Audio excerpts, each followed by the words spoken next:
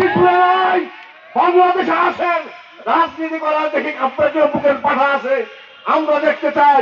আমি আর বক্তব্য দীর্ঘায়িত করবো না, শুধু এটুকু বলতে চাই, জামালপুরে সন্ত্রাসের গডফাদার মির্জা আজম সহ কিছু সন্ত্রাসী বাহিনী এবং জঙ্গির ভগ্নিপতি আব্দুর রহমানের ভগ্নিপতি আব্দুর রহমানের শালক মির্জা আজম বাংলা জামালপুরে 17 বছর জুলুম নির্যাতন করেছেন।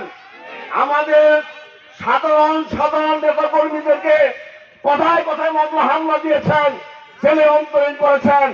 বুকের পাড়া থাকলে জামালপুরে আসেন দেখি।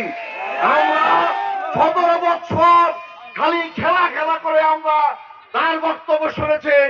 আমরা মাঠে আসছে, খেলা শুরু হবে, খেলা শুরু হয়েছে। ক্ষমতা থাকলে জামালপুরে আসেন, সরাসরি খেলা হবে।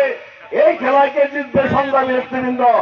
আমি আর বক্তব্য শেষ করার পর্যায়ে সর্বশেষ কথা আমি বলতে চাই, 30টি বছর জামালপুরে কোনো কয়েকটা ফ্লাইওভার, কয়েকটা বিল্ডিং ছাড়া সাধারণ মানুষের কোনো ভাগ্যের উন্নয়ন হয় নাই। 30 বছরে দীর্ঘ 17 বছর আমরা সাধারণ মানুষ সহ জামালপুরের মানুষ বঞ্চিত লাঞ্ছিত হয়েছিলাম।